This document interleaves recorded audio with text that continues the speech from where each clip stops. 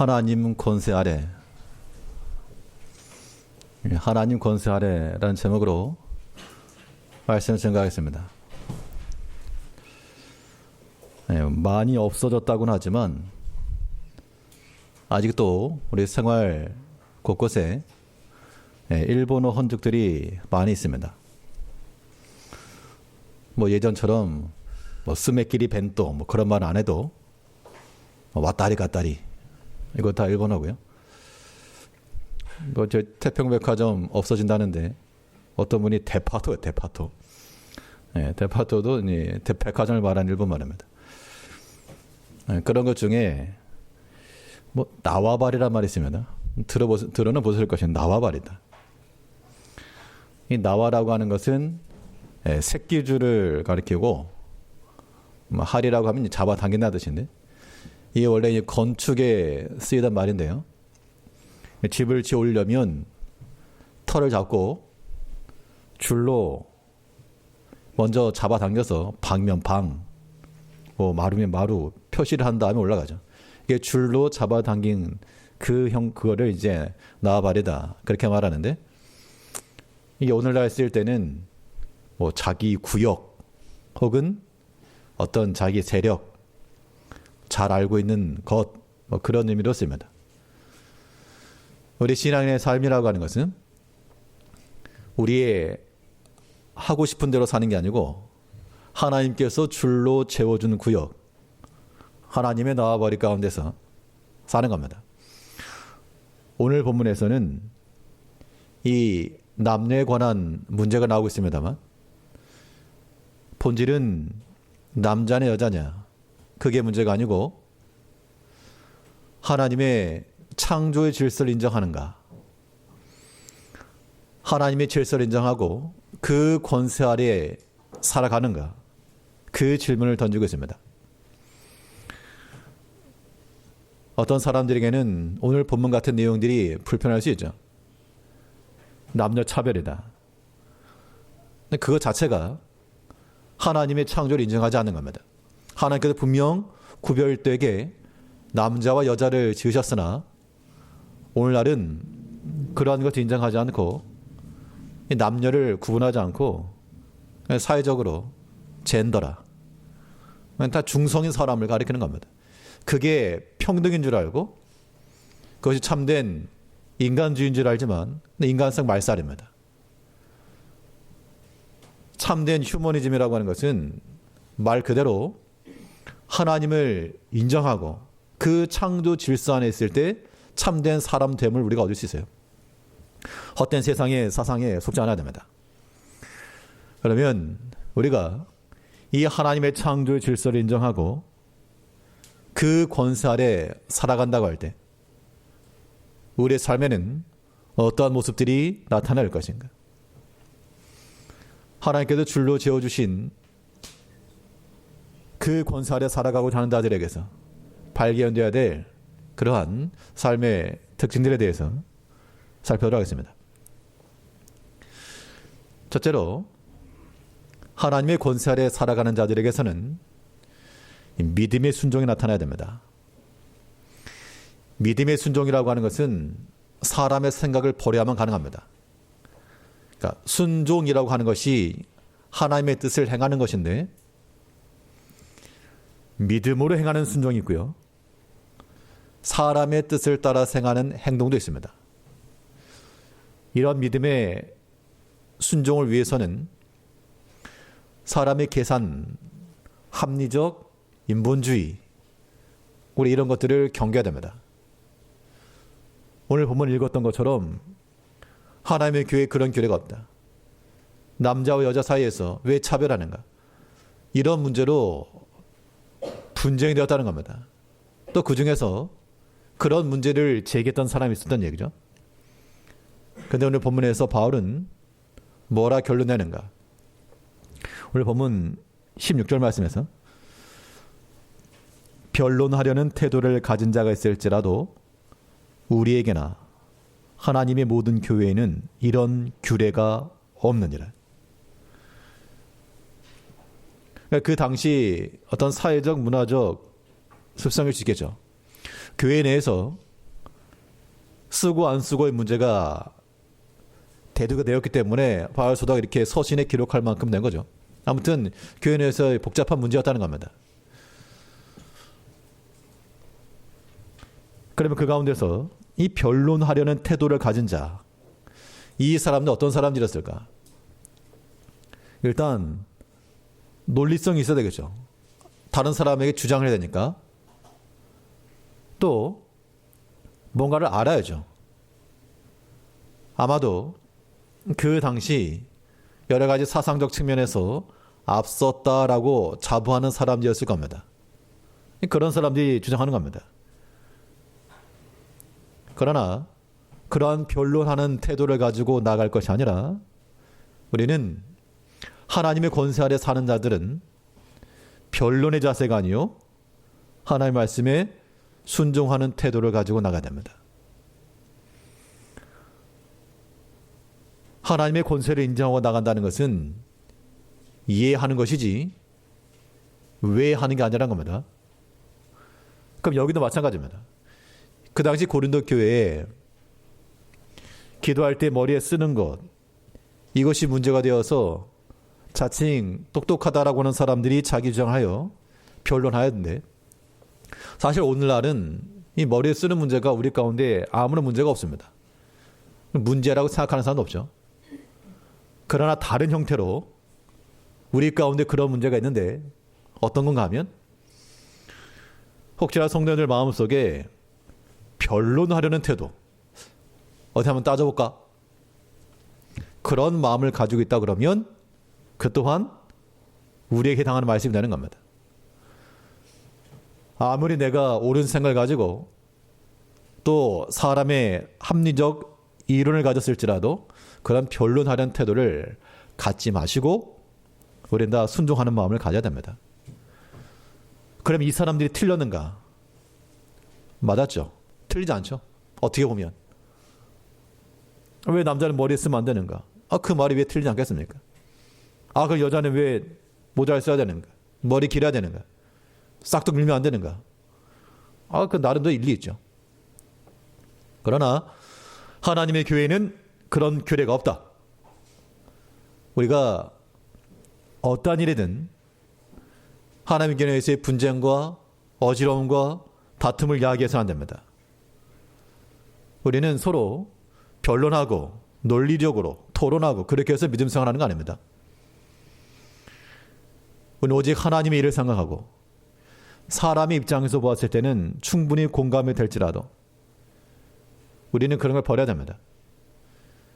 그렇지 않으면 우리의 그 지혜로운 행동이라고 하는 것들이 도리어 책만 맞는 겁니다. 마태복음 16장 23절 말씀에서 예수님께서 자신을 위했던 베드로에게 하신 말씀입니다. 너는 나를 넘어지게 하는 자로다. 내가 하나님의 일을 생각지 아니하고 도리어 사람의 일을 생각하는도다 하시고. 베드로가 잘못한 거 아닙니다. 예수를 위해서. 우리 보통 그런 말 잘하죠. 너를 위해서. 널 위해서. 목사님 위해서 하는 겁니다. 교회를 위해서. 다 맞는 말인데, 그런데 하나님의 일을 생각하지 않고 행하는 사람의 일이라고 하는 것은 비록 그것이 위하는 말이요, 타당한 말이요, 합리적일지라도 우리는 그걸 가지고 하나님 앞에 나가는 것이 아니다. 하나님의 일을 생각하는 것이 믿음 안에 순종하는 하나님의 권세 아래 사는 사람들의 모습이 되는 겁니다. 바울은 이 고린도 교회 내에서 이 변론하는 태도를 가진 자들에게 너희가 그것으로 진정 싸우지만 정작 중요한 건 다 놓치고 있지 않는가? 이제 우리 마음속에 하나 앞에 대해서 왜 그래야 돼요? 그렇게 하지 마시고요. 그런데 이 말 안 해서 그렇지 이야기를 하라 그러면 다들 그런 것들이 있습니다. 도무지 이해가 안 된다. 납득이 안 된다. 문제가 있다. 세상 가운데 완벽한 데가 어디 있겠으며 하나님의 교회라 해도 부족한 사람들이 모인 것인데 다 부족함이 있죠. 이때 우리는 서로 마음을 합하여서 하나됨을 추구하고 용납과 이해를 이루어가는 것이 하나님의 교회지, 나의 그 탁월함과 또한 똑똑함이 분쟁과 변론을 만들어내서 안 됩니다. 사실은 아무튼 목소리 크면 헛똑똑인 줄 알면 헛똑똑. 왜 그런가? 설마 하나님께서 나만 못하실까? 하나님께 나만 못해가지고 이 상황 가운데 놓이게 하셨을까? 출애굽 시에도요, 모세를 대적했던 사람들이 있습니다. 그러니까 모세를 대적했던 사람들, 보잘것없는 사람이 그런 게 아니고 백성들의 지도자급이었고 또 장자지파였고 또 모세의 사촌지간이었고 백성들의 지지를 받는 유력한 자들이었습니다. 그들의 말에 힘이 있었고 또 여론을 움직일 수가 있었고, 그러나 그러한 계획과 변론을 가지고 나갔을 때 하나님께서 니들이 옳다 하지 않으시고 하나님께서 모세에게 말씀하시기를 저들이 너를 대적한 것이 아니라 나를 대적하였다. 우리가 아무리 마음속에 어떠한 일이 있어도요, 그것을 한번 따져봅시다. 그런 자세는 안 좋습니다. 그리고 하나님을 이겨먹을 수가 없잖아요. 이제 우리가 믿음의 순종입니다. 이 믿음의 순종을 위해서 비록 사람의 타당한 생각일지라도, 틀리지 않을 것 같은 나의 생각일지라도 그걸 내려놓는 것이 하나님의 권세 아래 사는 겁니다. 그럼 우리는 무엇을 추구할 것인가? 사람의 지혜로움을 추구하는 것이 아니라 하나님의 만능을 추구하고 나가야 됩니다. 이러한 사람들이 믿음 안에서 순종할 수가 있는 겁니다. 다시요. 이 믿음의 순종이라고 하는 것은 내가 믿음이 크기 때문에 하는 게 아니고 내가 하나님을 얼마만큼 아는가, 그 깊이에 달린 겁니다. 오늘 본문에서도 여자와 남자의 문제처럼 보이지만 결국에는 여자도 아니고 남자도 아니다. 모든 건 다 하나님께 있다. 그 말씀하고 있습니다. 우리 본문 11장 12절 말씀에서 여자가 남자에게서 난 것 같이 남자도 여자로 말미암아 났으나 모든 것이 하나님에게서 났느니라. 그러니까 표면적으로 드러난 문제는 남녀의 문제였으나 바울은 그것을 하나님에게서 찾고자 지금 답을 주고 있는 겁니다. 남도 아니요 여도 아니다. 모든 것이 하나님께서 났으므로 하나님만에서 답을 찾는 것이 합당하다. 이 말인 거죠. 그러면 이 모든 것이 하나님에게서 났다 그랬으니까 이건 남자와 여자만 아닙니다. 말 그대로 모든 것이 하나님에게서 났다. 그럼 우리가 찾고자 하는 것이 다 어디 있다는 겁니까? 우리가 찾고자 하는 것도 다 하나님에게 있겠죠. 이거 그렇게 보셔야 됩니다. 모든 것이 하나님께서 났다. 그 말은 나에게 필요한 것 또한 하나님께 있다. 그 마음을 가지면 우리 마음속에는 평안이 임하는 겁니다. 하나님의 만능을 믿는 것이 얼마나 복된 겁니까? 시마다 때마다 다른 곳을 찾지 않고 하나님께로 나가라. 그러면 거기에 모든 게 있다. 그럼 편하잖아요. 하나님께서 우리에게 참 편한 복된 길을 주신 겁니다. 이제 우리가 믿음의 순종함이라고 하는 것도 하나님께 다 있구나. 그러면 하나님만 찾으면 되는구나. 이 간단한 신앙의 고백들이 우리의 믿음을 더 강하게 하시는 겁니다. 내가 오랫동안 믿었기 때문에 믿음이 좋을까요? 전혀 그렇지 않습니다. 다시 그 광야 연단을 거쳤으나 죄로 인해 무너질 때는 한순간이었습니다. 반면 그가 처음 왕이 되기 이전 골리앗 앞에 설 때 그가 무슨 나가가지고 전쟁의 경험이 있겠으며 아니면 인생의 경험이 있겠으며 없었지만 그가 믿는 하나님이 강했기 때문에 그 시험을 능히 이겨낸 겁니다. 아브라함도 그랬죠. 100세나 아들을 바쳐라. 사람의 생각을 못할 일입니다. 어떻게 가능합니까? 못하죠. 그런데 그 아브라함이 이삭을 번제로 드리러 데려갔던 그 근본에는 어떤 마음이 있었는가? 답은 간단해요. 하나님은 다시 살리신다. 죽은 자도 다시 살리신다라고 하는 그 믿음이 있었기 때문에 데려갔다는 겁니다.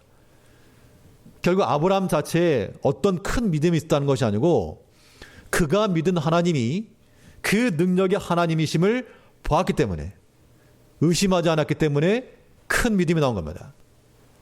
이럴 때라야 믿음의 순종이 가능한 겁니다. 우리 성도들 마찬가지입니다. 믿음이 언제 나오는가?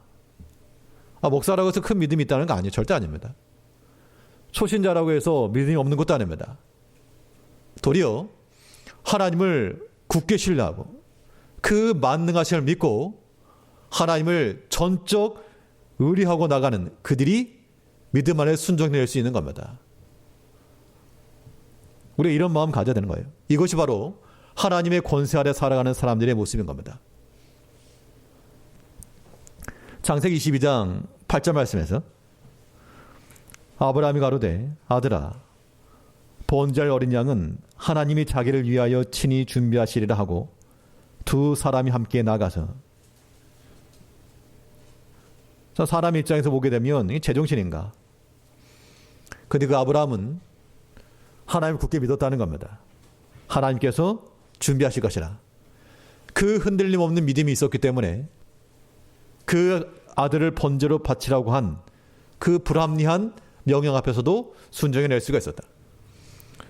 근데 우리는 보통 어떻게 합니까? 보통은 잘하는 게 뭐죠? 잘하는 거. 우리의 잘하는 거. 계산. 수학 공부를 그렇게 잘하지 못해서도 계산들 잘합니다. 이게 나에게 도움이 될까? 이렇게 하면 이익이 있을까? 이런 계산하느라고 믿음의 순종을 못한다는 겁니다. 아브라함이 만약 계산했다 그러면 이거 아들을 어떻게 죽이는가? 그러나 하나님께 만능이 있다. 모든 것이 하나님에게서 났다 그랬으니까 하나님께 다 있다. 그러면 이 아들도 하나님께 집어넣자. 그렇게 해서 죽음 가운데서 돌아오는다는 겁니다. 이게 사는 길입니다. 우리 각자의 형편이 다르고 사정은 다 다르지만 원리는 똑같아요. 왜 똑같냐? 하나님이 동일하시니까. 믿는 자 속에서 역사하시는 하나님은 동일하시기 때문에 이제 우리 믿음을 더 크게 하되 우리 없는 믿음 짜내려고 하지 마시고 하나님을 똑바로 보기만 하시면 됩니다. 모든 게 하나님께 있다. 이 단순한 답변이 우리의 모든 것의 대답이 되는 겁니다. 그 만능의 하나님을 의지하고 신뢰하는 마음을 가지고 모든 일에 있어서 믿음으로 순종해 나가는 우리 모든 성도님들 되시길 바라겠습니다. 둘째로 우리가 하나님의 질서를 인정하고 또 그 권세 아래 살아갈 때 우리 가운데 무엇이 있어야 할까? 두 번째로 생각해 볼 수 있는 것은 우리에게 믿음의 표식들이 있어야 됩니다. 믿음의 표식들, 믿는 자의 표식. 이러한 표시라고 하는 것은 내가 그어놓고 거기 서는 것이 아니고 하나님께서 표시해 놓으신 곳까지 나가는 겁니다. 그러므로 이 믿음의 표식을 따라가는 자들은 하나님을 찾는 겁니다. 하나님이 계시는 자리까지 나가는 거죠. 오늘 본문에서 이 머리에 쓰는 것의 문제라고 하는 것은 쓸 거냐 말 거냐, 남자냐 여자냐, 이것이 본질이 아니었고요. 언제 머리를 쓰는가, 이 시점이 중요한데 오늘 본문 11장 4절 말씀에서 무릇 남자로서 머리에 무엇을 쓰고 기도나 예언을 하는 자는 그 머리를 욕되게 하는 것이요. 여자도 마찬가지입니다. 무릇 여자로서 머리에 쓴 것을 벗고 기도하거나 예언하는 자는 머리를 욕되게 하는 것이니. 즉 머리에 썼다라고 하는 것이 언제 이루어진 것인가 하면 기도나 예언을 할 때입니다. 기도나 예언을 할 때. 여기서 예언이라고 하는 것은 하나님의 말씀을 선포하는 설교와도 같다라고 생각하시면 됩니다. 그러면 이 기도나 예언의 시에 머리에 쓰는 것을 가지고 뭐 했다는 겁니까? 서로 변론했다는 얘기죠. 다퉜다는 얘기입니다. 뭐 하면서? 기도하면서. 기도가 뭔데요? 기도가 우리 기도를 들으시는 하나님 앞에 우리의 마음을 아뢰는 것인데, 하나님은 뭐 발로 차버렸고 자기 생각 하나 꺾지 못하고 그 불고집을 가지고 기도하는 자리에 서 있다는 겁니다. 예언을 하는 자, 하나님의 말씀을 전했다는 겁니다. 뭐 하면서? 서로 변론하면서, 내가 옳다 네가 옳다 서로 싸우면서 하나님의 말씀을 전했다더라. 이 얼마나 모순됩니까? 이 기도의 자리에 잠잠히 하나님의 구원을 구하면서 잠잠히 기다려야 할 것, 그 자리에서 목소리를 높여서 변론하였고, 이 예언도 마찬가지입니다. 하나님의 말씀을 증거하지 못하고 변론하려는 자는 자기 주장을 말해야 되겠죠. 겉으로는 하나님 말씀이라 말하나 결국에는 자기 주장과 그 변론이 서로 공방을 치렀다는 겁니다. 그러니까 본질적인 기도와 이 예언은 사라졌고, 머리에 쓰는 것이냐 벗는 것이냐, 내 말이 옳으냐 네 말이 옳으냐, 나를 추종하는 사람들, 너를 추종하는 사람들, 뭐 어지러웠다는 겁니다. 우리가 이 외적 비본질적인 것에 빼앗겨서 안 되고요. 정말 중요한 것은 우리는 하나님을 찾는 그 자리, 기도와 예언하는 그 자리, 그 자리가 본질이라는 겁니다. 머리에 썼냐 안 썼냐가 표식이 될 수가 없고, 참으로 그 기도하는 자리를 지키고 있는가, 참으로 그 예언의 자리를 지키고 있는가, 이것이 참된 표식이라는 겁니다. 그러니까 오늘날 성도님께서는 어떻게 이 머리에 표식을 하실 것인가? 이 기도하는 자리 나가셔야 되고요. 또 예언의 자리를 지키셔야 되고, 또 봉사하는 자리를 또 함께 힘써 지켜내셔야 됩니다. 하나님을 찾는 자리, 하나님께서 은혜 주시고자 하시는 그 자리에 나아갈 때 그것이 곧 믿음의 표식을 얻는 겁니다. 그래서 성경은 말하기를 세상 가운데서 너에게 복이 하나 있다.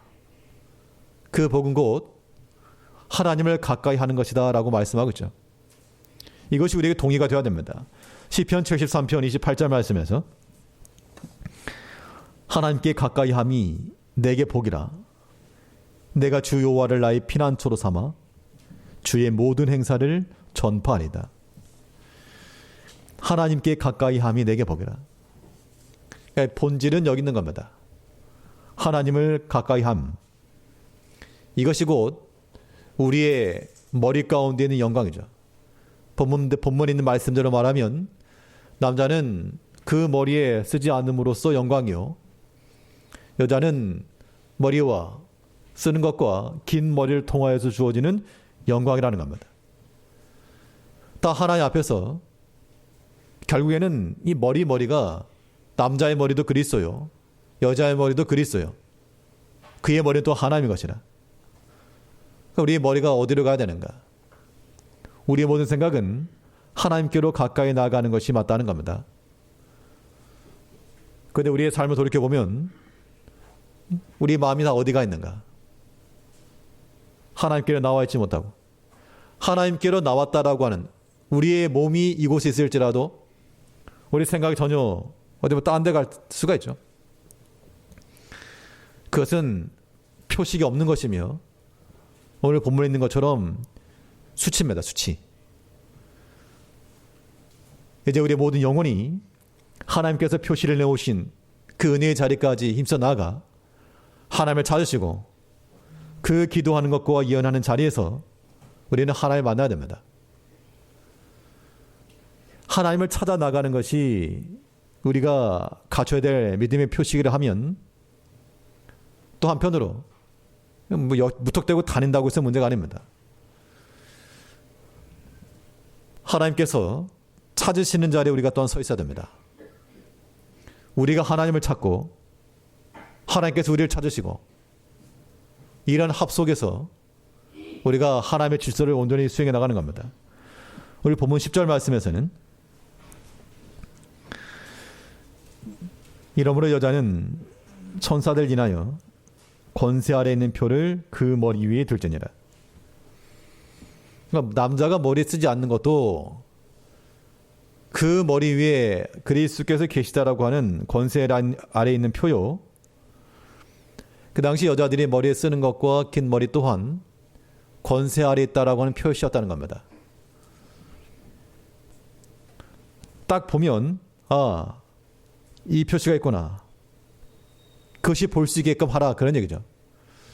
이것이 오늘날 문자 그대로 우리가 머리에 쓰는 것 이것을 가지고 판단할 수가 없고 그럼 우리는 무엇을 가지고 이러한 표식을 삼을 것인가 그 이야기인데요. 무엇을 가지고 우리는 하나님 믿는 자의 모습으로서 증표를 나타낼 것인가. 중요한 증표는 보이지 않는 곳에 있는 겁니다. 하나님께서 우리의 뭘 본다고 그랬습니까? 하나님께서 우리를 보실 때 우리의 용모와 신장을 보시는 것이 아니고 사람의 중심과 그 마음을 살피시는 하나님이시기 때문에 우리가 무엇으로서 우리의 믿음의 표식을 삼을 것인가? 우리 마음과 사상이라는 겁니다. 내 사상이 어떠한가? 그 마음이 어떠한가? 이것만 봐도 하나님께서 분별하시는 거죠. 역대상 28장 9절 말씀에서는 여호와께서는 마음을 감찰하사 모든 사상을 아시나니 내가 저를 찾으면 만날 것이요 저를 버리면 그가 영원히 너를 버리실 것이라. 우리의 마음과 우리의 사상을 하나님의 권세 아래에 있는 표로 둬야 됩니다. 이 마음이 이미 하나님에게 떠나 있는데 그것이 과연 믿는 자의 삶을 살겠는가? 그 사상이 합당치 못한데 하나님 뜻을 따라가겠는가? 오늘 많은 시대의 변화 가운데 많은 비기독교적 사상들이 가득합니다. 그냥 알게 모르게 들어 알게 모르게. 그 모든 것들이 다 하나님을 부정하는 결론으로 나오는 거예요. 이제 우리는 그런 모든 사상에 물들지 아니하며 우리의 모든 마음과 사상을 다 살피시는 하나님 앞에 바른 마음을 가지고 바른 사상을 가지고 하나님을 찾으면 만나 주실 것이요 버리면 영원히 너를 버리실 것이라. 이제 우리가 믿음의 표식을 우리의 마음과 생각이 하나님의 권세 아래에 있는 표가 되어야 한다는 겁니다. 그러니까 내 생각이라고 내 마음대로 하는 게 아니고 마음이라고 내 마음대로 주장하는 것이 아니라 우리의 생각과 우리의 마음을 주께 의탁하는 겁니다. 그래서 주의 것으로 사용할 수 있도록 주의 일에 관심을 가질 수 있도록 주의 일에 힘을 기울일 수 있도록 마음가짐이 중요한 거죠. 게으른 자는 어떻게 한다 그랬습니까? 게으른 자는 밖에 사자가 있다. 밖에 사자가 있다고 나가지 않는다는 얘기, 그런 얘기죠. 그런데 마음을 갖는 자들은 밖에 사자가 있다고?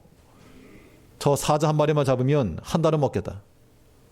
가족 100개다가 팔면 돈 좀 되겠다. 변명과 핑계할 사람들은 변명거리가 보이게 되어 있고요. 또한 길을 찾고자 하는 자들에게는 뜻 있는 자들에게는 기회가 보이는 겁니다. 우리의 마음이 어떠한가에 따라 달린 겁니다. 하일 마음만 있으면 하나님 반다 그랬죠. 지금 상황 어렵습니다. 안 됩니다. 그러나 하나님께서는 하일 마음만 있으면 받으신다. 우리의 마음을 하나님께 드리는 게 중요한 겁니다. 우리의 사상을 다 살피신 하나님 앞에서 우리가 무엇보다도 하나님을 힘써 찾으시며 하나님을 찾으실 만한 그러한 믿음의 표식들을 가지고 있어야 됩니다. 그럴 때라야 하나님께서 이 다윗을 보시고 내 마음에 합한 자라 그렇게 평가해 주신 겁니다. 그런 말씀을 대할 때마다 우리 많이 두렵죠. 하나님께서 과연 나를 보시고 내 마음에 합한 자라 말씀해 주실까? 아니면 외식과 가증스러운 것 이렇게 말씀하실까? 우리의 생각과 사상을 다 살피신 하나 앞에 이제 그 우리의 마음과 생각을 믿음의 표로 두고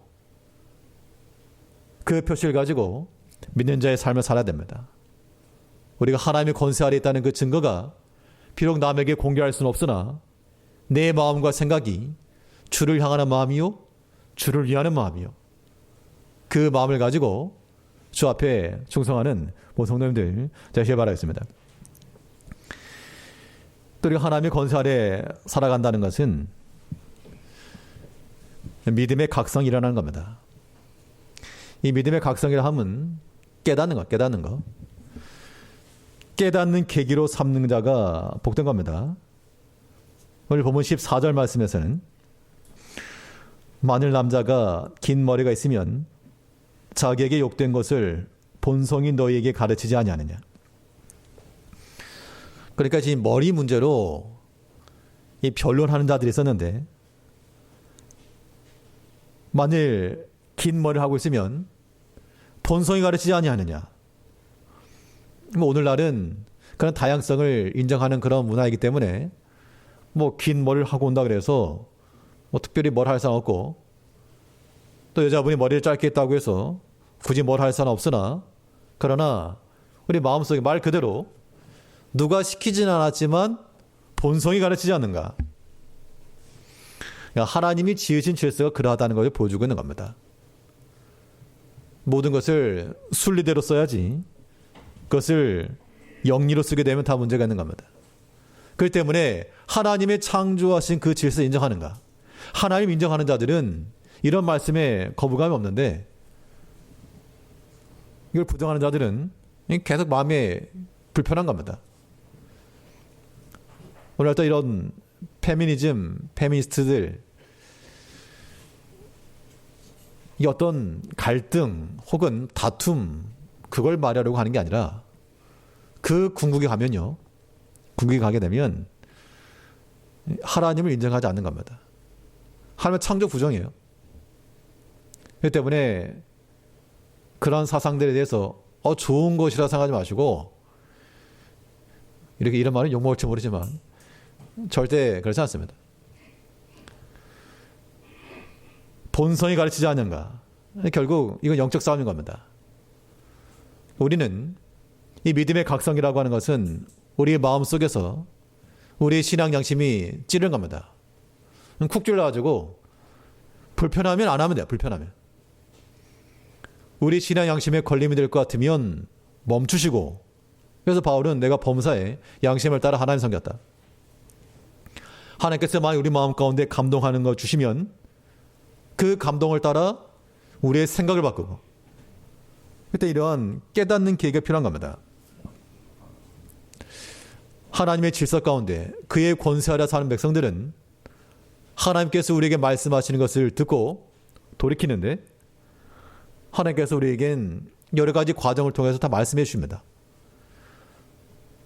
가장 직접적인 것은 하나님 말씀을 통해서 우리에게 알게 하시죠. 그래서 우리 신의 양심에 거리낌이 되는 것은 오늘 본문에 있는 것처럼 본성이 너희에게 가르치지 않는가. 걸림이 되는 것들은 멈춰야 되고요. 하나님께서 우리 마음 가운데 감동 주시는 것들은 지체치 말고 행하셔야 됩니다. 지체치 말고. 그 또한 믿음의 각성을 일으키는 겁니다. 이것이 하나님의 권세 아래 사는 겁니다. 자기 주장대로 하는 게 아니고 내 계획이다, 내 뜻이다 그대로 고집하는 게 아니라 하나님께서 깨닫게 하시고 알게 하시고 돌이키게 하실 때는 돌이켜야 됩니다.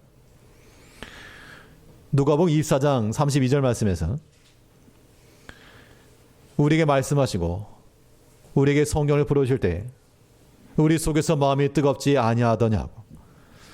이 제자들 또한 원다운 꿈을 가지고 죽게 나왔다가 실망감을 가지고 내려가던 중에 뭐 다른 제자들은 있었는데 내려간 겁니다. 다 끝났다. 변론한 거죠 사실은. 그 제자들 중에서도 자기 주장이 더 강했던 자들이 내려간 겁니다. 그런데 주님께서 나타나셔가지고 성경을 풀으실 때 그때 우리 마음이 뜨겁지 아니하다냐. 아무튼 하나님께서는 그의 사랑하는 자녀들을 말씀 가운데 깨닫게 하십니다. 내가 듣기 좋은 말씀 듣는 게 아니고요. 하나님께서 듣게 하시는 것을 듣게 되는데 그때 하나님께 감동 주시는 게 있으면 모른 척 하지 말고 못 들은 척 하지 말고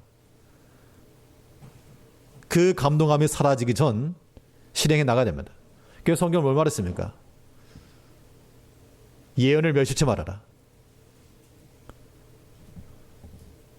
우리 마음 가운데 하나님께서 우리에게 말씀을 더하실 때 그 말씀을 따라 순종하는 그런 분들이 계세요. 성도님들 가운데도 전혀 생각지 않은 그런 상황 가운데서 섬기기도 하시고 믿음 쓰시기도 하시고 하나님께서 그런 마음을 주셨다고 뭐 사람 많은 데서 말은 하지 않아도 그런 마음을 가지고 나가실 때 그것이 참으로 하나님의 권세 아래 있는 삶인 거죠. 그런데 정작 움직여야 될 그런 성도들이 움직이지 않으면 이거 참 안타까울 때가 많다는 겁니다. 이제 하나님께서 우리에게 깨닫게 하실 때 깨닫는 기회로 삼아야 됩니다. 무엇을 보든지 무엇을 듣든지 내게 말씀하시는 하나님의 그 뜻인 줄 알고 다 깨닫는 계기로 삼고 하나님 뜻이 그러하구나 돌이킬 줄 아는 것이 하나님의 질서 가운데서 하나님의 권세 아래 살아가는 겁니다. 결국 이 모든 걸 통해서 뭐 하라는 겁니까?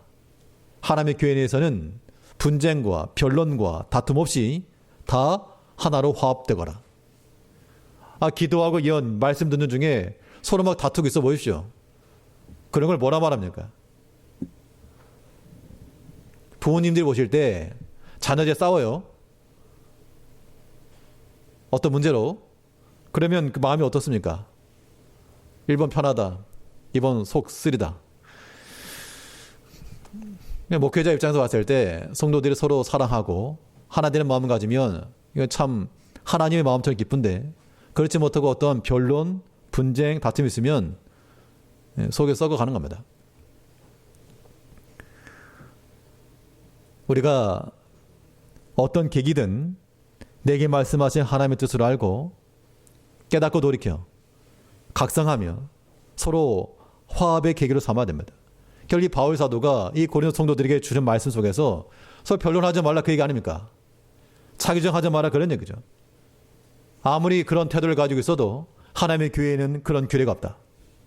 이제 우리는 하나님의 권세 아래서 하나님의 질서를 따라 모든 것을 믿음으로 순종하시고 또한 믿음의 표식을 가지시고 믿음 안에서 각성하시고 깨달아 하나님의 질서 가운데서 하나님의 권세 아래 살아가는 그런 모든 성도님들 되시기를 바라겠습니다. 기도하겠습니다. 우리를 변함없이 사랑하신 아버지 하나님, 우리를 믿음 안에서 불러주셨사오니 이제 우리가 하나님 안에서 힘써 순종하며 이 믿음의 표식을 잃어버린 바 되지 아니하게 하시고 하나님께서 우리가